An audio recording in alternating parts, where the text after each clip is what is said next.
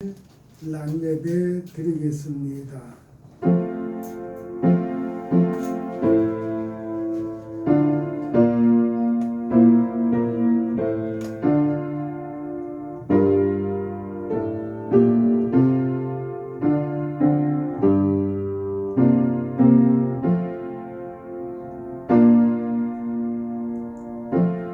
항상 기뻐하라. 쉬지 말고 기도하라. 범사에 감사라. 이것이 그리스도 예수 안에서 너희를 향하신 하나님의 뜻이니라. 성령을 속일하지 말며 예언을 멸시하지 말고 범사에 헤아려 좋은 것을 취하고 악은 어떤 모양이라도 버리라. 아멘. 찬송가 6장입니다.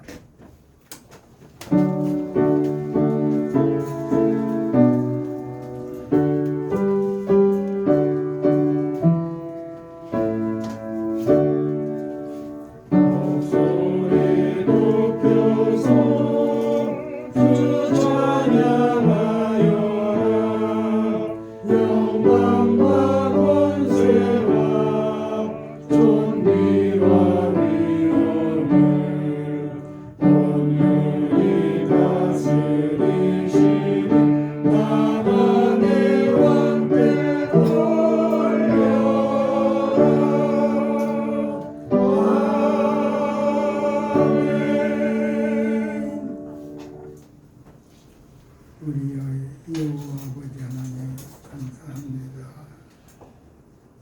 우리가 허물되고 부족함에도 외면하지 아니하시고 우리를 사랑하사 품어주셨고 이처럼 예배의 은총을 주셨습니다. 하나님께 감사하며 찬양을 드립니다. 이 시간 우리 은행심사 하나님 앞에 잘못되고 사람에게 덕이 되지 못한 거 있을지라도 주의 보혈의 권세로 다 깨끗하고 정하게 하시고 이 예배가 하나님 앞에 영광되도록 성령님 도우시며 예배하는 모두를 사랑하사 품어주시고 영적 육신적 새 힘을 주시옵소서.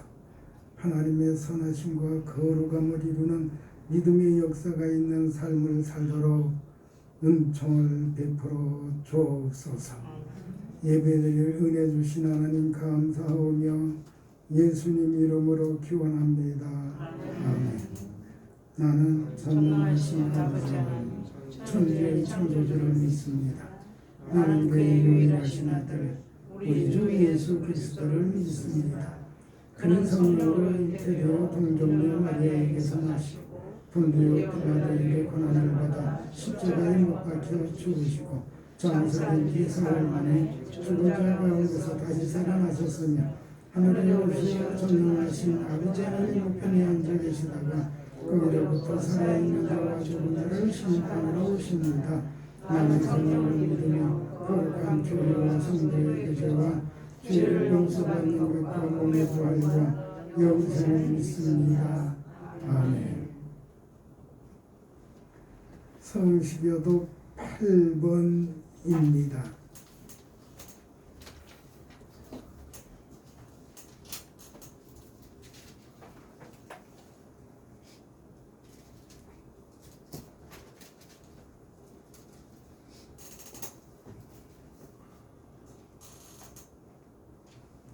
어리석은 자는 그의 마음에 이르기를 하나님이 없다 하는도다. 그 행실을 가지만 선을 행하는 자가 없도다. 여호와께서 하늘에서 인생을 굽어설 때사 지각이 있어 하나님을 찾는 자가 있는가 보려 하신즉 아주 저와 함께 더러운 자가 되고 선을 행하는 자가 없으니 아무도 없도다. 죄악을 행하는 자는 다 무죄하냐. 그들이 떡 먹듯이 내 백성을 먹으면서 여호와를 부르지 아니하는도다. 그러나 거기서 그들은 두려워하고 두려워하였으니 하나님의 이름이 자신이 되시리로다. 내가 가난한 자의 계획을 부끄럽게 하나 오직 여호와는 그의 피난처가 되시도다. 이스라엘 구원이 시온에서 나오기를 원하노라. 여호와께서 그의 백성을 포도된 곳에서 사로주실 때에 야곱이 즐거워하고 이스라엘이 기뻐하리로다. 아멘. 찬송가 44장입니다.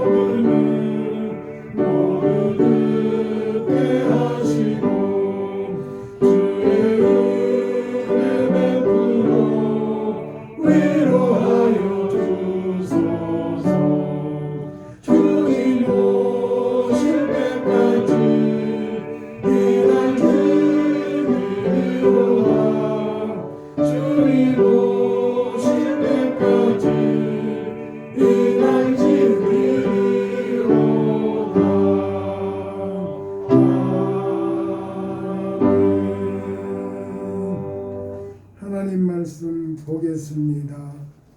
빌립보서 4장입니다.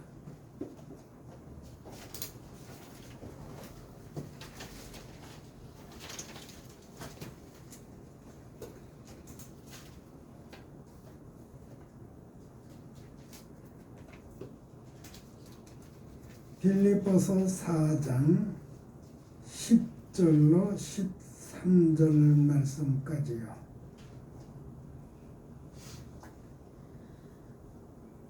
같이 읽겠습니다. 시작.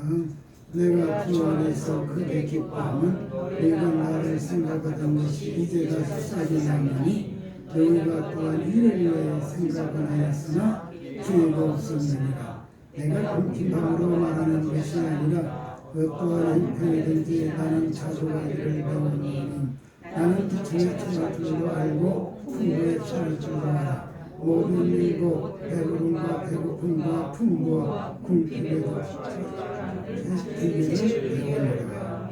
내게 능력 주시는 자라서 내가 모든 것을 할 수 있느니라. 아멘.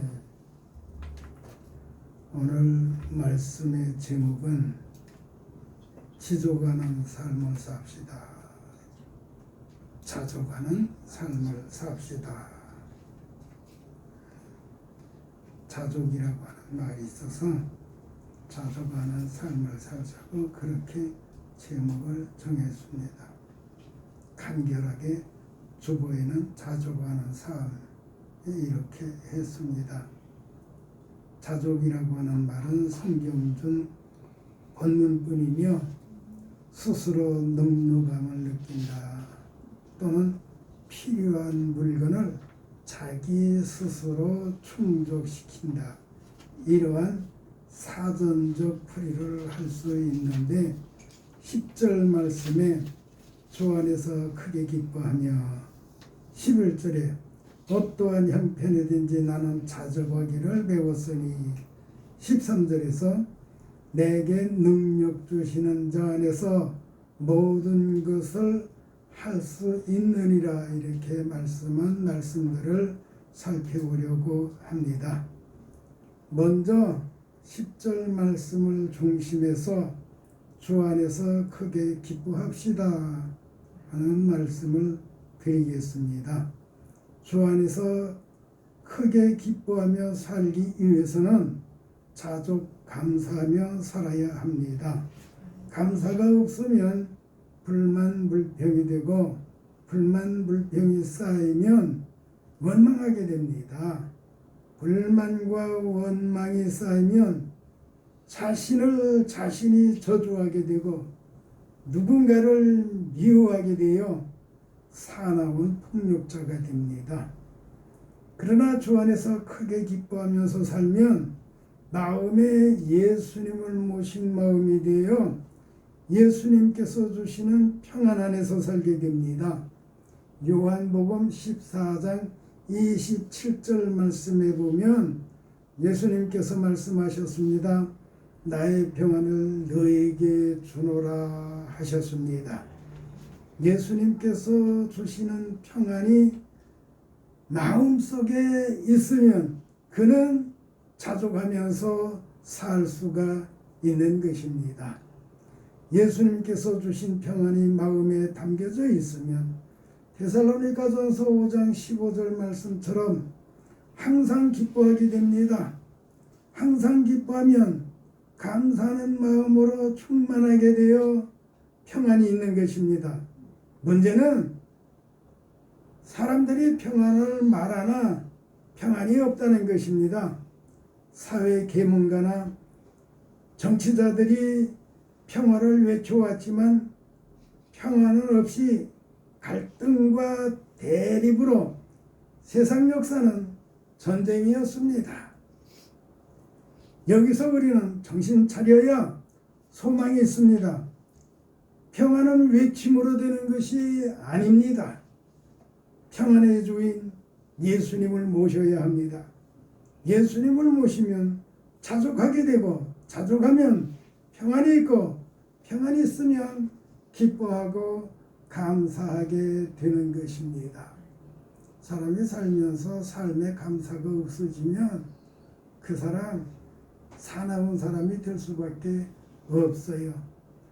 그래서 바울은 우리를 향해서 자족감사라는 거예요. 자족감사라고 하는 얘기는 어떤 때나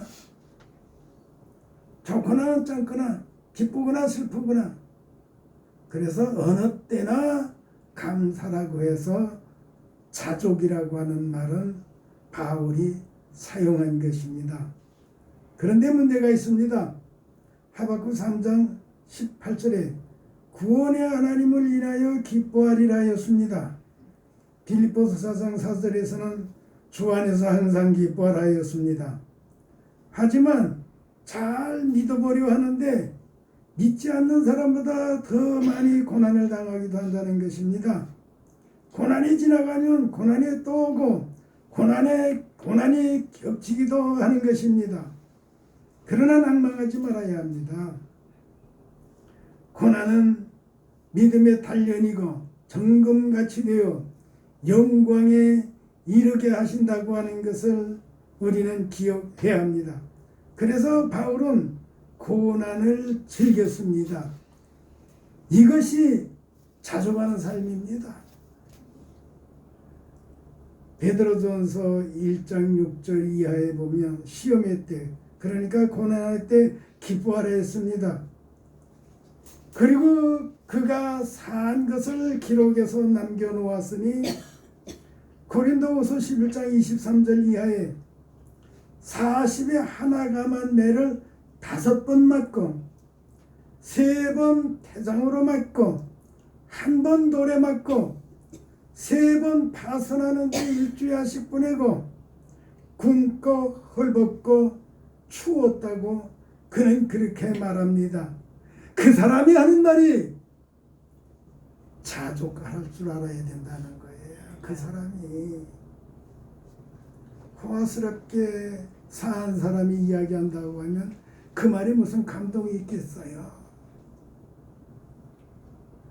그 누구보다도 흠나는 세상을 사한 바울이 말하기에 그의 말은 감동이 있고 그의 말에는 생명력이 있는 것입니다.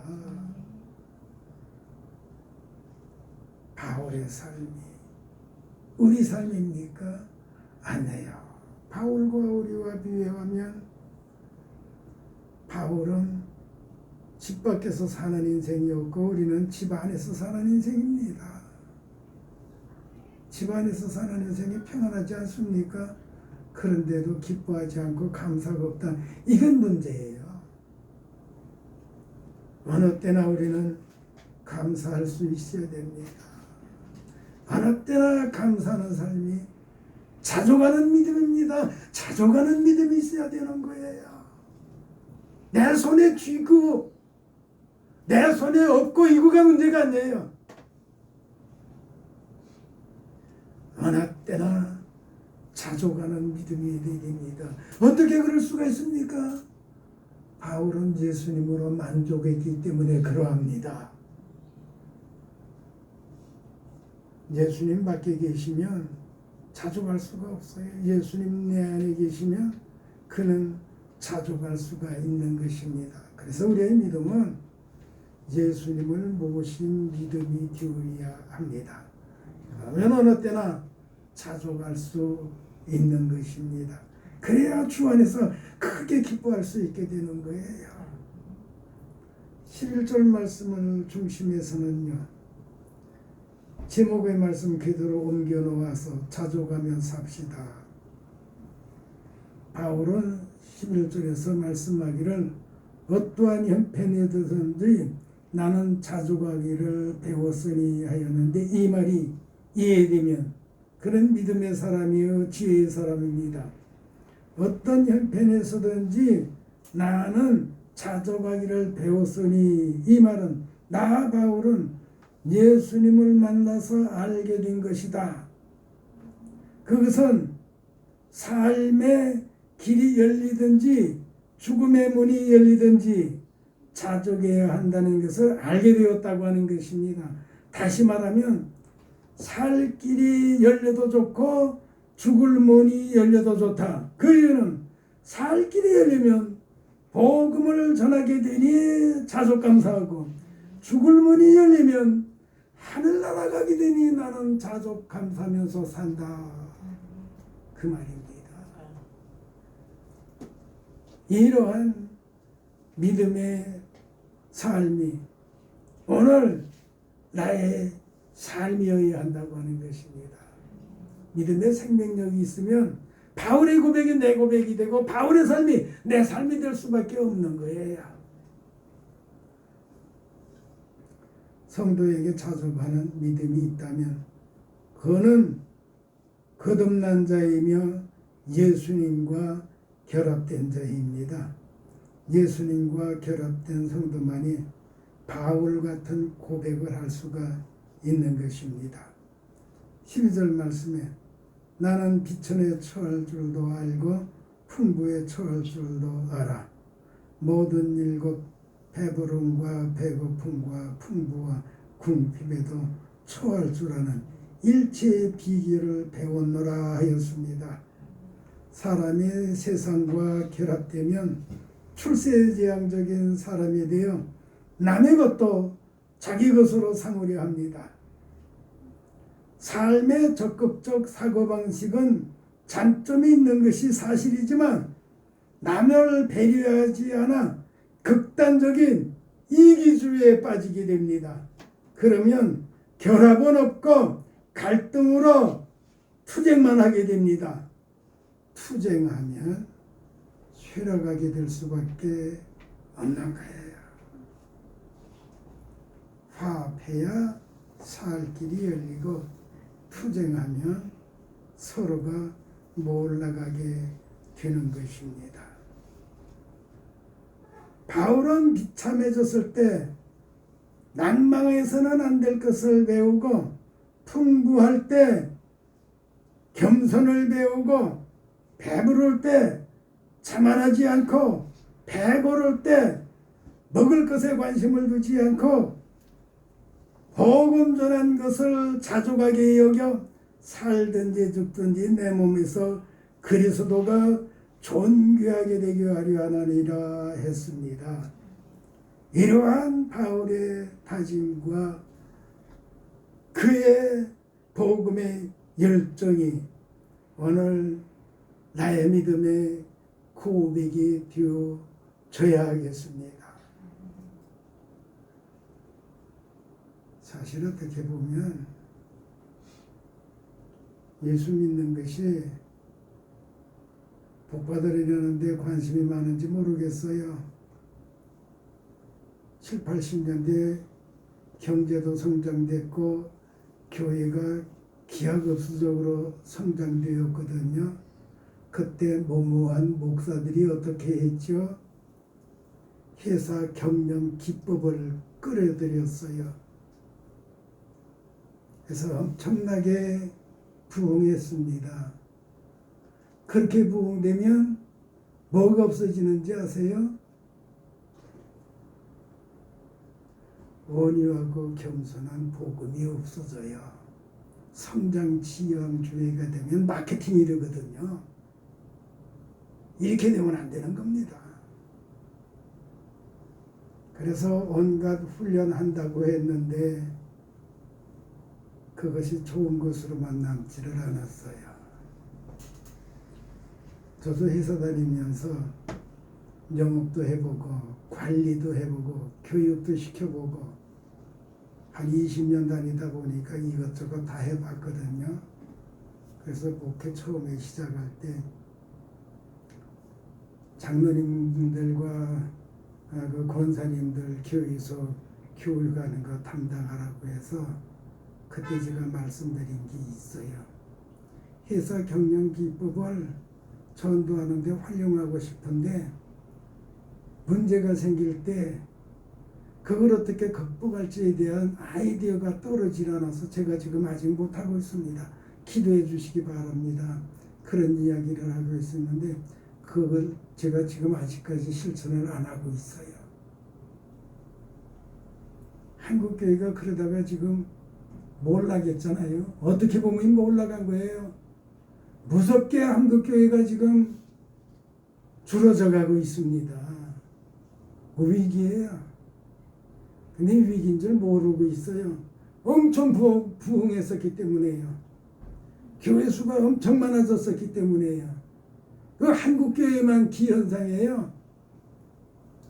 목사는 30만 명이나 되는데 장로는 25만 명이에요. 한국교회의 기현상에 이런 현상이 생기면 안 되는 거예요. 어떻게 장로 수보다 목사 수가 더 많아요? 이게 다 교회가 병들었다는 얘기예요. 그렇게 되면 안 돼요. 제대로 된 신학교가 있는가 하면 무인가 신학도 쎄거든요. 그러니까 부지기수로 목회자가 나오는 거예요. 생산만 했지 생산 후의 문제는 생각지 않은 거예요. 그렇게 되면 안 돼요. 수요와 공급이 맞지 않은 거예요. 그렇게 되면 안 돼요.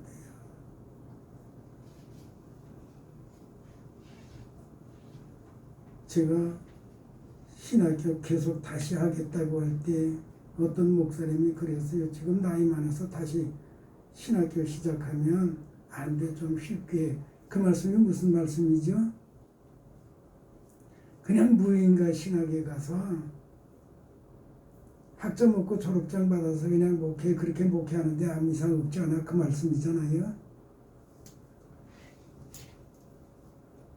저희 이제 목회하면 먹고 살기 위해서 목회할 것도 아니고 돈벌이를 위해서 목회할 것도 아니고 제 명예를 위해서 목회할 것도 아닌데 공부하다 죽으면 그냥 거기 제 인생의 단 줄 알고 한번 제대로 해보겠습니다. 그러고 해서 시험 보고 들어가서 그때가 대학 들어갈 때 다시 대학을 들어갔으니까요. 셋째하고 같이 들어갔거든요. 셋째 교육학과 갈 때 저는 신학교를 지망을 했거든요. 사실 그렇게 해놓고 죽을 고생을 했어요. 얼마나 공부하기가 힘든지. 회사 일해야죠. 교회 봉사해야죠. 공부해야죠. 도서실이 왜 그렇게 난장판인지 젊은 사람들 견딜 수가 없어요. 제일 좋은 데가 화장실이에요. 화장실이 제일 좋은데 겨울에는 견딜 수 있는데 여름에는 견딜 수가 없어요. 뭐 때문에? 모기 때문에. 아이고. 그래서 저희 교회에서 제가 한번 말씀드린 적이 있어요. 울면서 화장실에 앉아서 울면서 공부했다니까요. 그거 극복하느라고 하나님 이거 이기게 해주세요. 이기게 해주세요.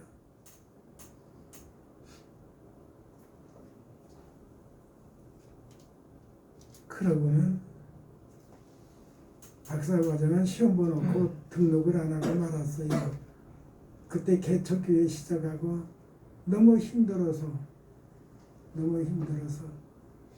그래서 합격증은 받아놓고 이거를 등록을 하나 마나 너무 갈등 중에 있었어요. 그래서 누구하고 상담도 해보고 그러다가 끝내는 안 가고 말았어요. 근데 목회하는 데는 박사과정까지는 사실 필요한 게 아니거든요. 그 시간 가지고 자기가 혼자 집에서 목회 공부하는 게 훨씬 나아요. 근데 학위 있으면 뭐 하겠어요. 학위 없어도 사실은 웬만한 신학교 가서 강의는 할 수가 있어요. 근데 그렇게 하면 목회는 안 하려고 저는 처음부터 계획을 했던 사람이라 그냥 순수하게 목회만 하려고요.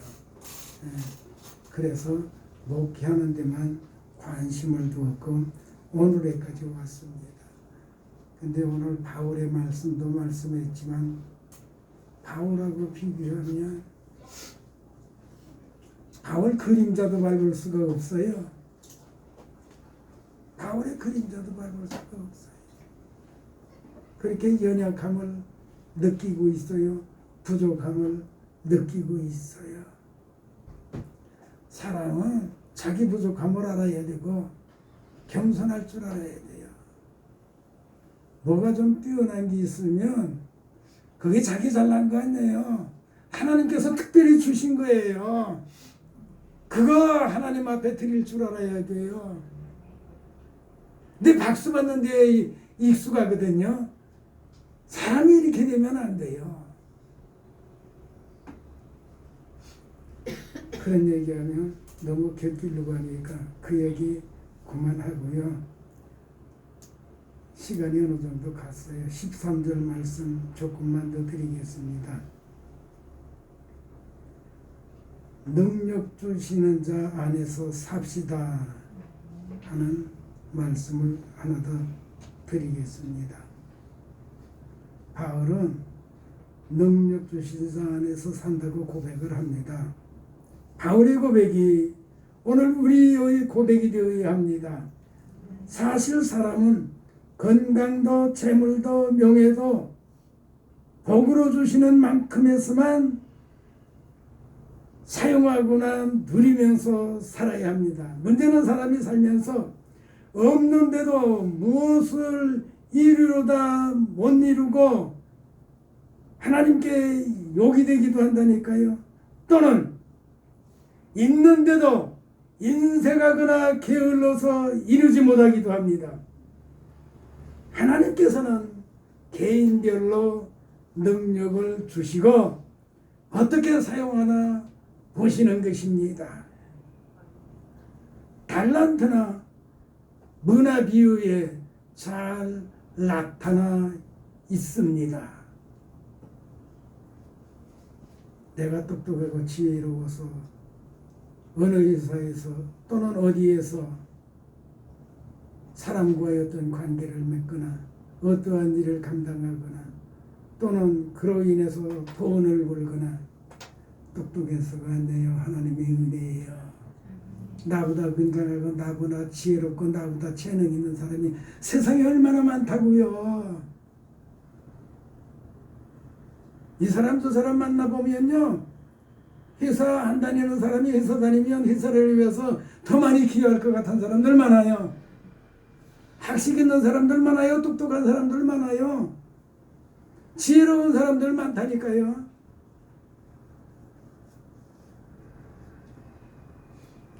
회사 손해시키는 사람 같은 사람들이 있기도 해요.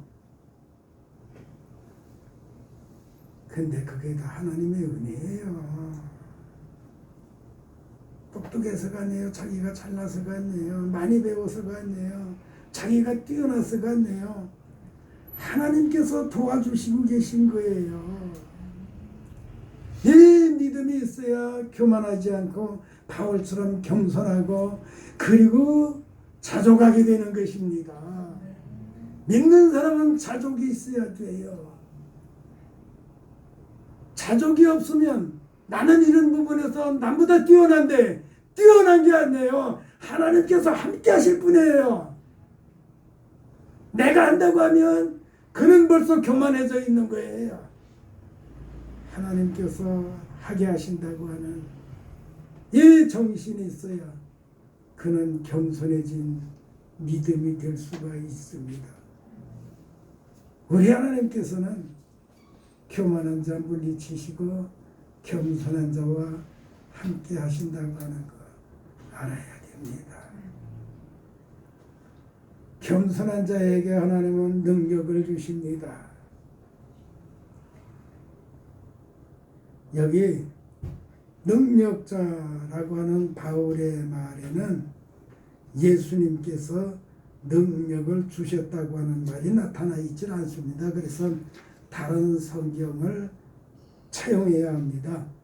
디모데전서 1장 12절 말씀에 보면 나를 능하게 하신 그리스도 예수 우리 주 이렇게 바울은 말하고 있습니다. 성도에게 건강이 있거나 돈이 있거나 무슨 재능이 있어 헌신, 봉사하면 칭찬을 하거나 박수를 보내기도 하는데 사람에게 이렇게 하는 거 조심해야 합니다. 목사도 은혜 받았습니다. 감동했습니다. 감사합니다. 이러한 말 듣기에 조심해야 합니다. 영광은 오로지 하나님께 만들어야 되는 것입니다. 사람이 받을 수 있는 거 아니에요. 근데 박수 받는 걸 좋아해요. 칭찬 듣기를 좋아해요. 이건 어린아이의 믿음입니다. 그 믿음이 되면 안 됩니다. 언제나 영광은 하나님께 돌려야 되는 거예요. 그러니까 사람들이 잘못되어서 할렐루야를 아무데나 사용을 해요. 사람을 환영하는데도 할렐루야. 그게 할렐루야 할 일이 아닙니다. 누구를 소개할 때도 할렐루야. 그럴 때 할렐루야 할 일이 아닙니다. 하나님께 드려야 될 걸 왜 사람에게 드립니까? 거기 어떻게 된 거예요? 잘못이 목회자에게로부터 나온 거예요. 목회자들이 그렇게 잘못하고 있다고요.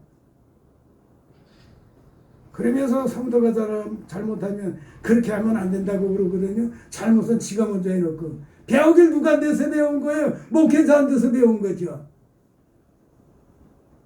지가 잘못 가르쳐 놓고는 성도가 잘못하면 잘못했다고. 제가 사실 교회는 이남보다는 이북에서, 경제도 이남보다는 이북에서 발전되어져 있었거든요. 교회도 마찬가지고. 그런데 어떻게 해서 이렇게 전쟁이 일어나서 이 모양이 됐을까? 아무리 생각해도 잡히는 게 없어요. 근데 그 당시 목회자들이 율법주의가 돼서 세속화되었었다. 그 결론에 이를 수가 있었어요. 유대인들 율법주의가 돼가지고 예수님한테 책망받기도 했거든요.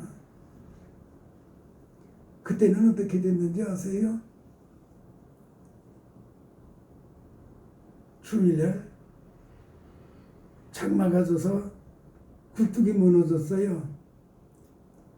난 다 초가집이잖아요. 저도 시골에서 그렇게 살았으니까. 피난 나올 때가 제가 만 11살이니까 다 알잖아요. 굴뚝 무너진 거 주일날 수리하면 교회에서 책벌 받았어요. 그랬다고요. 아니 그걸 책벌할 일이 아니었어요. 그렇게 권위적이면 안 되는 거죠. 옛날에는 아궁이에 불 떼서 이것도 하고 저것도 하는데 그러면 굴뚝이 멀뚱한 집은 먹고 살고 굴뚝이 무너진 집은 그러면 굶으라는 거예요? 지금은 뭐 얼마나 편리해. 전기, 가스, 뭐 브루스타 뭐 별거 다 있잖아요. 그때는 오로지 아궁이에 불 떼야 됐어요. 저희 아버지 어머니도요. 월요일부터 토요일까지 열심히 일하다가 토요일날 밤에 빠는 거예요. 이게 밤새 말라요. 잘 안 말르죠. 그러면 다름이 전에도 말씀을 드렸잖아요. 밑에 녹슬었으니까 그냥 바닥 모래바닥에 문질러 가지고 닦아 가지고 거기다 숯불 피워서 다림질해서 다들 하얗게 옷 입고 예배당에 가고 그랬거든요. 그렇게 하얗게 옷 입고 가야만 되는 걸로 알았어요. 대개민족의 사상이 교회 파고 들어온 거 아니에요? 그렇게 흰 옷 입고 예배당에 가야 거룩해지는 거예요? 다들 그렇게 시켰어요. 그랬다고요. 너무 격고주의를 흘렀어요. 너무 율법주의를 흘렀어요. 그러다 보니까 하나님이 혼내서 이북은 김일성을 택하고 이남은 이승만을 택한 것이 되었죠. 지내오다 보니까 김일성을 택한 저 무리들은 가난하게 되고 이승만을 따랐던 사람들은 이젠 부자들이 돼서 살고 있어요. 그 당시는요, 어둠이 있는 민족이에요. 가난한 민족이었어요. 집에 소달굿이 있었지만 가난했어요. 땅만 읽어먹고 살아야 되니까요.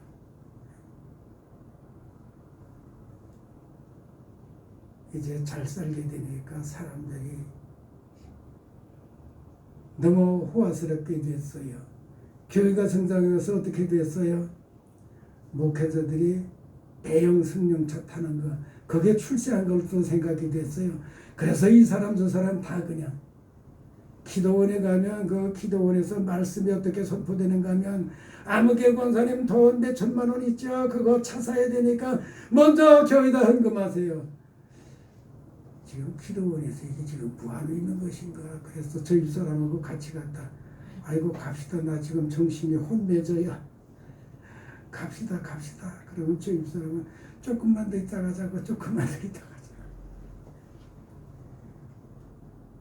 왜들 그랬죠? 교회가 이렇게 되면 안 돼요. 기도원이 이렇게 되면 안 돼요. 그게 어떻게 십자가 바라보는 생활입니까? 예수님을 품고 사는 삶입니까? 아니잖아요. 그렇게 되면 안 되는 거예요. 아무튼 사도행전 12장 21절 이하에 보면 헤롯 왕의 영광을 하나님께 돌리지 않고 자기가 영광을 받다가 벌레 먹어 죽었다고 했어요. 어떤 성경에는 한자로 충이 먹어 죽었다고 했지만 벌레에 먹혀 죽었다고 했어요.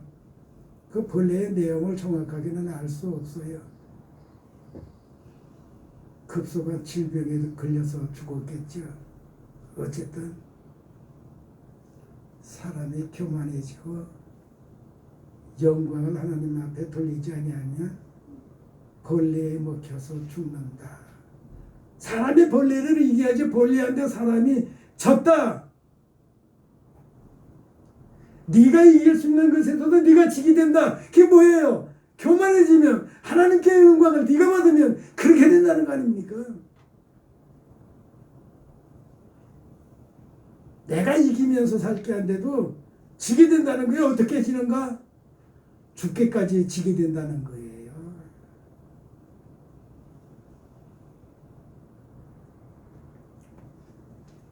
본래 사람은 먹어야 될 영생하는 영생과는 못 먹고 먹어서는 안 되는 선악을 알게 하는 열매를 먹고 전적 타락한 죄인이 된 것입니다. 전적 타락한 사람은 하나님의 선하심과 거룩함을 이룰 능력이 없었습니다. 그러나 예수님 안에서 하나님의 선하심과 거룩함을 이루을 영성이 회복되고 믿음으로 살게 된 것입니다. 그러므로 우리는 현재적으로 기도하는 힘도 찬송가를 부르는 힘도 예배드릴 힘도 나의 힘이 아니고 예수님에 의한 힘일 뿐입니다. 내가 뭐 하는 거 아니에요.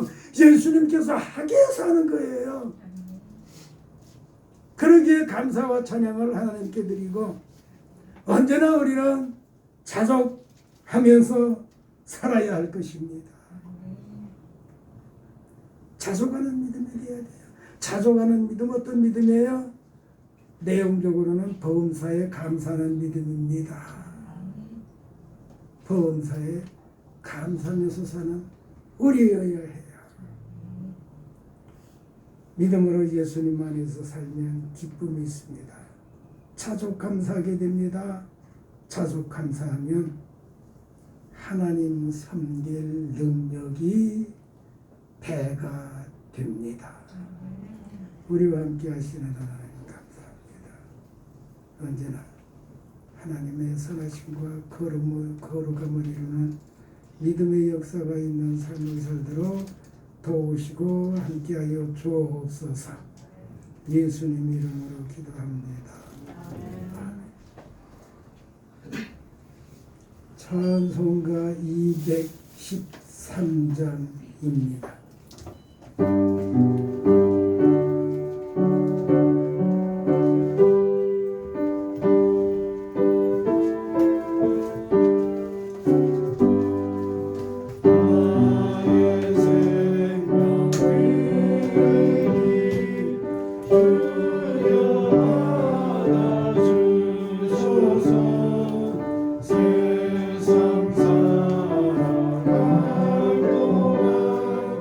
찬송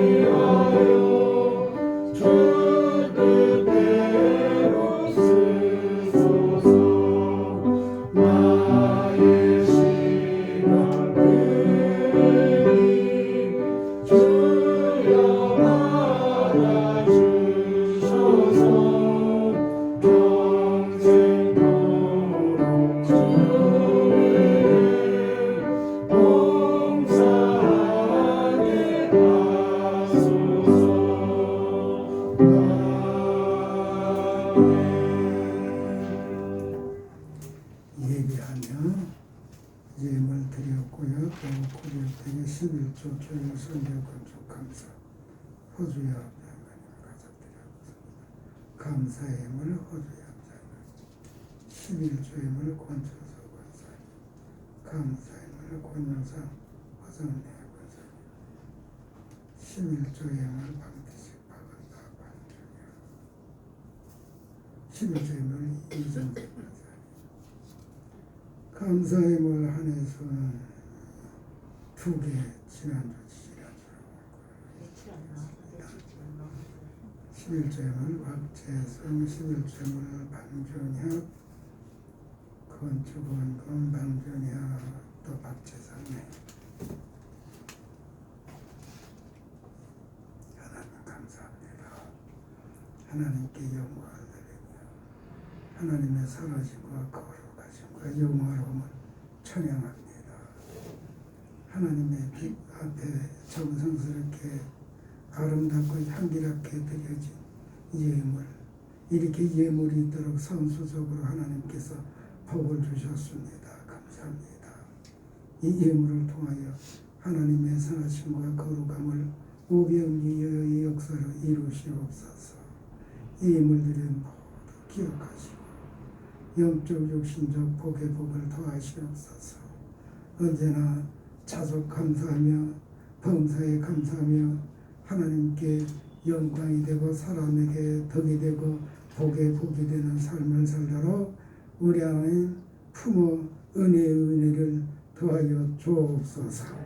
감사하며 예수님 이름으로 기도합니다. 아멘. 찬송가 55장입니다.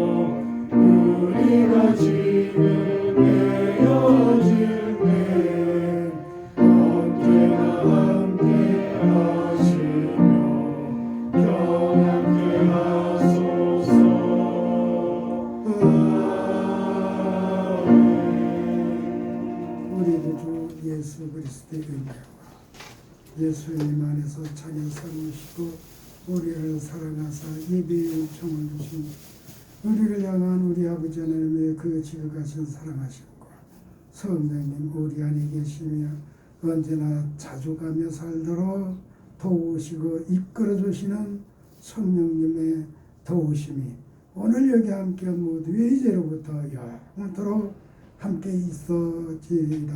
아멘.